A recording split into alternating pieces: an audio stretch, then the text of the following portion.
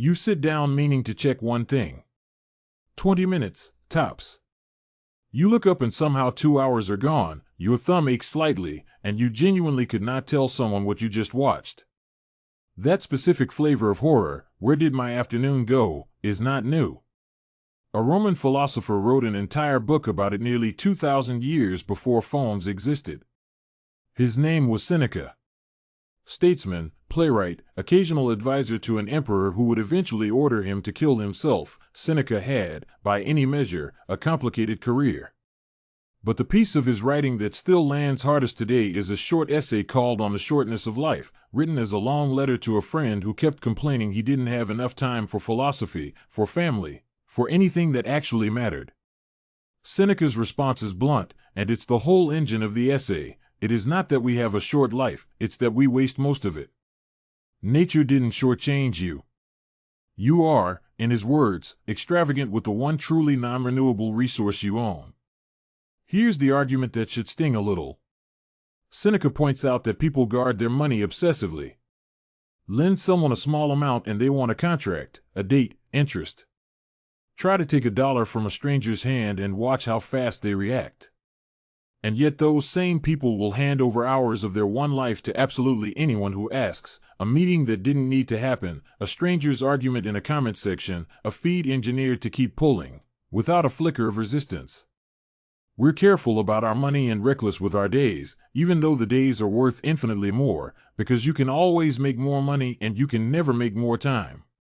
Seneca has a name for people who look busy but aren't actually living. He calls it being preoccupied rather than present. Running between obligations, drowning in other people's demands, chasing status or approval or the next promotion, all of it can eat a whole life while feeling, from the inside, like productivity.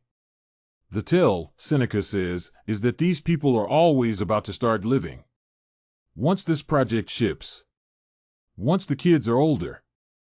Once things calm down. Once I retire. They keep the good part of life on layaway, and then act shocked when they reach the end of it having never made a single payment. Compare that to what he calls actually living, time spent on purpose, in ways you'd stand behind later, real relationships, work you'd choose again, thinking that isn't just reacting to whatever landed in front of you.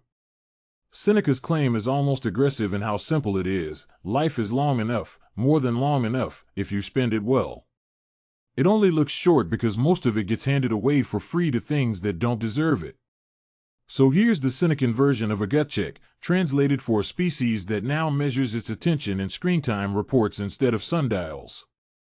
At the end of the day, imagine you had to hand over an honest account of where the last 12 hours actually went, not what you meant to do, what you actually did, to someone whose judgment you respected. Would you be comfortable reading that list out loud? Or would there be a long, slightly humiliating section where you'd have to explain that 4 hours went to something you can't even really remember? Seneca isn't telling you to quit your job and go live in a cave, and he isn't telling you rest is wasted time. He was, by his own account, a fan of a good walk and an idle afternoon with the right people. The target isn't leisure. It's the stuff that's neither leisure nor purpose, the scrolling that doesn't relax you, the busyness that doesn't build anything, the hours that vanish and leave nothing behind, not even a good memory. You can't get more time. You can only stop giving it away so cheaply. So take a look at today, honestly, the way Seneca would have made you. Where did the last few hours actually go, and is that where you meant to spend them?